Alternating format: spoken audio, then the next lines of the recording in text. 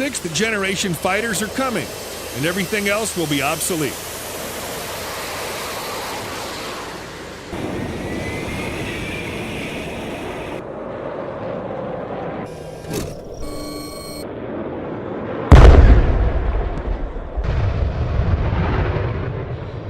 The American development and deployment of fifth-generation stealth aircraft like the F-35 Lightning is one of the central stories of today's security zeitgeist. But behind the scenes, several countries are already looking ahead to the design of a sixth-generation jet. The relentless pace of research is arguably driven less by combat experience, of which there is little, and more by a sober assessment that the development of a successor will take multiple decades and is better started sooner rather than later. The sixth-generation fighter developers can be divided into two categories: the United States, which has developed and deployed two stealth fighter types, and countries that have skipped or given up on their attempt to build fifth-generation jets. These latter countries have concluded that doing so is so time-consuming and expensive that it makes more sense to focus on tomorrow's technology than try to catch up with today's. The latter include France, Germany, and the United Kingdom, which are in the preliminary stages of developing sixth-generation future combat air system and Tempest fighters.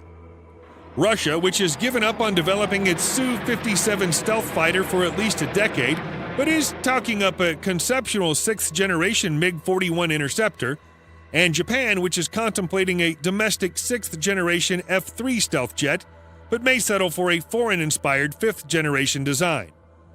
The Chinese military has reportedly begun work on a sixth-generation fighter. The Indian Air Force formally announced plans to develop sixth-generation combat systems during the Air Force Day on October 8, 2020. Indian Air Force Chief Rakesh Bhattaria has said that advanced medium combat aircraft will have sixth-generation characteristics. Currently, the United States has two projects: the Air Force's Penetrating Counter-Air, a long-range stealth fighter to escort stealth bombers, and the Navy's FA-XX. So far, Boeing, Lockheed Martin, and Northrop Grumman have unveiled sixth-generation concepts. Stealth and beyond visual-range missiles are here to stay. The various sixth-generation concepts mostly feature many of the same technologies. Two critical characteristics of fifth-generation fighters will remain centrally important to the sixth: stealthy airframes and long-range missiles. As cost-effective ground-based air defense systems like the S-400 can now threaten vast swaths of airspace, stealth aircraft need to be capable of penetrating anti-access/area denial bubbles and eliminate air defense from a safe distance. Additionally, stealth jets also steeply outperform non-stealth aircraft in aerial war games. Thus, low radar cross-section and radar-absorbent materials will be a necessary but not sufficient feature of sixth-generation fighters. Some theorists argue that stealthy airframes may eventually be rendered obsolete by advanced sensor technology, and stealthy airframes can't be upgraded as easily as avionics and weapons. Therefore, jamming electronic warfare and infrared obscuring defenses will also rise in importance. Beyond visual range missiles will remain a key technology. Extent missiles like the AIM-120D can already hit targets over 100 miles away, but realistically must be fired much closer to have a good chance of a kill against an agile, fighter-sized target. However, new ramjet-powered high-speed air-to-air missiles like the British Meteor and Chinese PL-15 point to why future air warriors may mostly fight at great distances from their adversaries.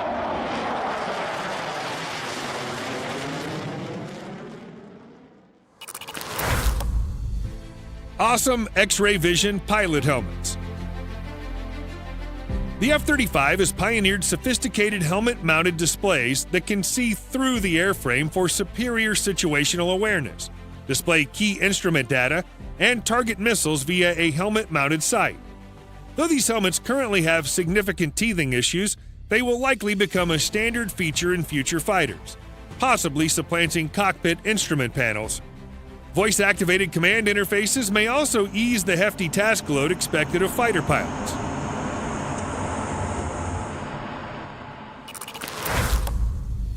Larger airframes, more efficient engines. As air bases and carriers become more vulnerable to missile attacks, warplanes will need to be able to fly longer distances and carry more weapons while doing so, which is difficult when a stealth jet must rely solely on internal fuel tanks and weapons loads. The natural solution is a larger plane.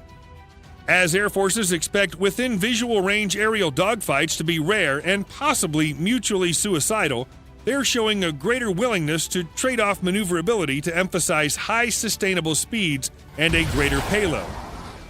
These design imperatives may gel well with the development of advanced adaptive G-variable cycle engines that can alter their configurations mid-flight to perform better at high speeds, like a turbojet, or more fuel efficiently at low speeds, like a high-bypass turbofan.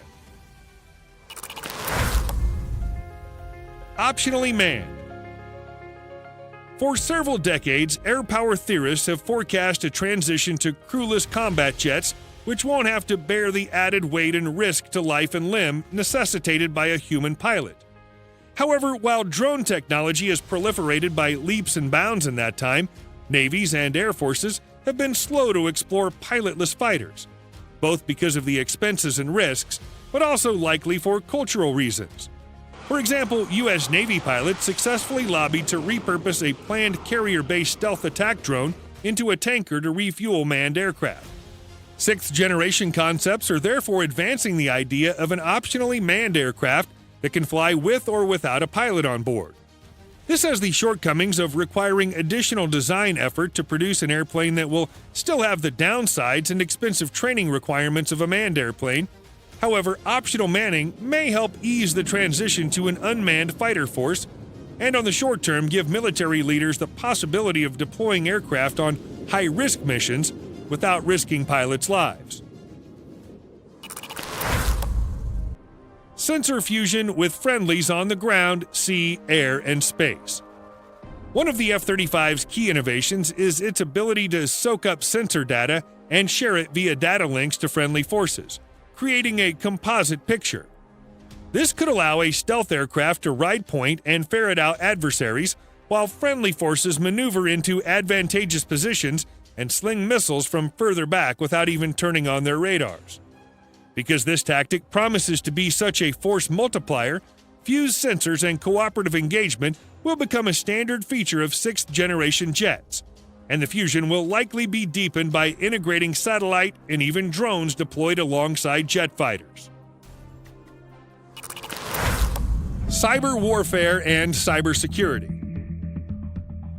Sensor fusion and optional manning, however, imply that sixth-generation jets will rely heavily on data links and networks which could be disrupted by jamming or even invaded through hacking. Ground-based logistics networks such as the F-35's Alice promise significant improvements in efficiency, but also expose even landed aircraft to potential cyber attack. Thus, sixth-generation avionics systems not only must be designed for resilience versus electronic and cyber warfare, but may be capable of launching such attacks on adversaries.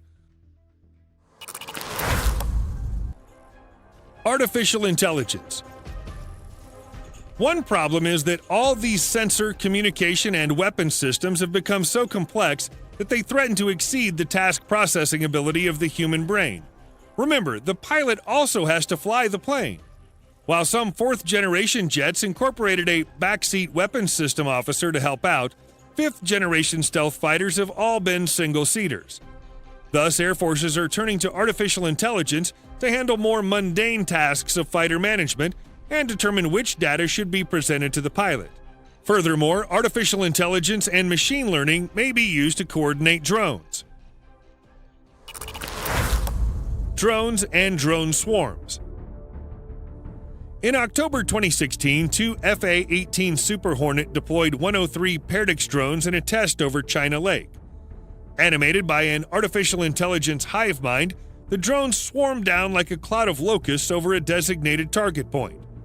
Kamikaze drones have already been used in action, but it's easy to see how relatively small and cheap drones could become a particularly terrifying weapon. Theorists of future warfare posit that inexpensive and expendable network drones may prove far more difficult to defend against than a small number of costly and well-protected weapons platforms and missiles. However, 6th generation fighters will likely also work with larger, faster, and fancier drones to serve as sensor-bearing scouts, weapons platforms, and decoys.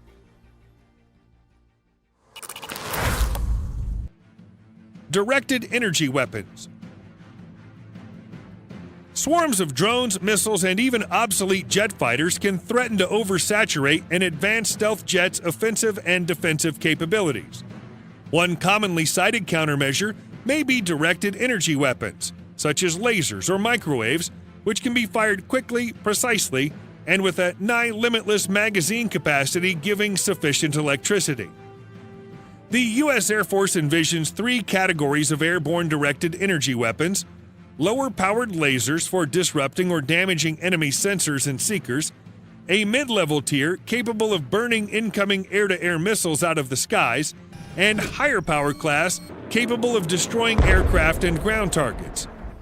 6th-generation fighter programs remain strictly conceptual today, especially given the enormous expenses and effort devoted to working out the kinks in the 5th generation.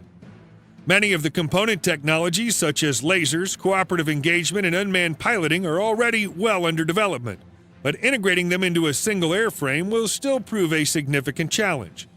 At the earliest, 6th-generation fighters may crop up in the 2030s or 2040s, by which time concepts in air warfare will likely have evolved